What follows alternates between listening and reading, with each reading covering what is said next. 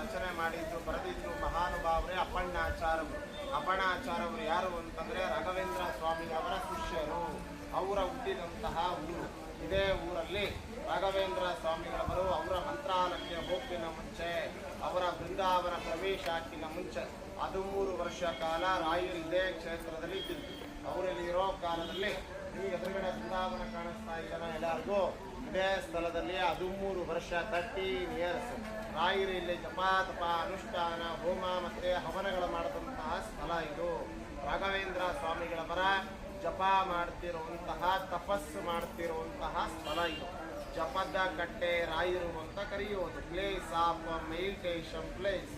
ರಾಘವೇಂದ್ರ ಸ್ವಾಮಿಗಳವರಿಗೆ ಪ್ರತಿನಿತ್ಯನೂ ಅವರಿಲ್ಲಿ ಊಟ ಮಾಡೋ ಭೋಜನ ಮಾಡುವ ಸಮಯದಲ್ಲಿ ಅವರಿಗೆ ತುಂಬ ಇಷ್ಟವಾದ ಪದಾರ್ಥ ಬಂದು ಕಡಲೆಬೇಳೆ ಚಟ್ನಿ ಮತ್ತು ಮಸ್ತಿ ಕಡುಬು ಅಂತ ಬರ್ತದೆ. ಮಸ್ತಿ ಕಡುಬು ಅಂದರೆ ಇಯರ್ಸ್ಲಿ ಬನಸ ಹಬ್ಬದಲ್ಲಿ ಗಣೇಶ ಚತುರ್ಥಿ ಗಣಪತಿ ಹಬ್ಬ ಬಂದಾಗ ದೇವರ ನೈವೇದ್ಯಕ್ಕಾಗಿ ಊರಣದ ಕಡುಬು ಅಂತ ಮಾಡ್ತೀರಿ.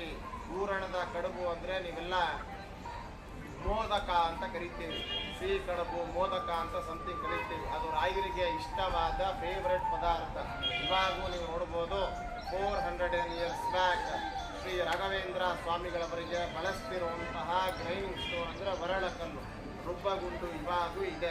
ಅಲ್ಲಿ ಮೇಲ್ಗಡೆ ಬರ್ತದೆ. ನೀವೆಲ್ಲ ಸ್ಟ್ರೈಟ್ ಬಂದವರು ಮೆಟ್ಟಿಳಿದು ಬಂದ್ರಲ್ವಾ, ಇವಾಗ ಮೆಟ್ಲು ಇರಬೇಕಾದ್ರೆ ನಿಮ್ಮ ಲೆಫ್ಟ್ ಸೈಡಲ್ಲಿ ಬರ್ತದೆ. ಹೋಗ್ತಾ ನೋಡ್ಕೊಂಡು ಹೋಗಿ. ಈ ಬೃಂದಾವನ ಬಂದು ರಾಘವೇಂದ್ರ ಸ್ವಾಮಿಗಳವರ ಶಿಷ್ಯರು ಅಪ್ಪಣ್ಣಾಚಾರ್ಯವರ ಬೃಂದಾವನ ಅಲ್ಲ ಇದು. ಅಪ್ಪಣ್ಣಾಚಾರ್ಯವರ ಪ್ರತಿಷ್ಠಾಪನೆ ಮಾಡಿದಂತಹ ರಾಘವೇಂದ್ರ ಸ್ವಾಮಿಗಳವರ ಪ್ರಥಮ ಅಂದರೆ ಫಸ್ಟ್ ಏಕಶಿಲಾ ಬೃಂದಾವನ. ಏಕಶಿಲಾ ಅಂದರೆ ಒಂದೇ ಶಿಲೆಯಲ್ಲಿ ಬೃಂದಾವನ ಕಟ್ಟಿದ್ದು, ಸ್ಥಾಪನೆ ಮಾಡಿದ್ದು, ಪ್ರತಿಷ್ಠಾಪನೆ ಮಾಡಿದ್ದು ರಾಘವೇಂದ್ರ ಸ್ವಾಮಿಗಳವರು ಅವರ ಶಿಷ್ಯರಿಗೋಸ್ಕರ ಅಪ್ಪಣ್ಣಾಚಾರ್ಯವರಿಗೆ ಜ್ಯೋತಿ ರೂಪದಲ್ಲಿ ದರ್ಶನ ಕೊಟ್ಟಿರುವಂತಹ ಫಸ್ಟ್ ಬೃಂದಾವನ ಚೆನ್ನಾಗಿ ಗಮನಿಸಿ ನೋಡಿದರೆ ಒಂದೇ ಶಿಲೆ ಒಂದೇ ಸ್ಟೋನ್ ಕಾಣಿಸ್ತದೆ. ಈ ಥರ ನಿಮಗೆ ಬೃಂದಾವನ ಈ ಕ್ಷೇತ್ರದಲ್ಲಿ ಬಿಟ್ಟರೆ ನಿಮ್ಗೆಲ್ಲೂ ನೋಡಲಿಕ್ಕೆ ಸಾಧ್ಯ ಇಲ್ಲ. ನೀವೆಲ್ಲ ಮಂತ್ರಾಲಯಕ್ಕೆ ಹೋಗಿ ರಾಯರ ದರ್ಶನ ಮಾಡ್ಕೊಂಬಂದ್ರಲ್ಲ ಎಲ್ಲರೂ.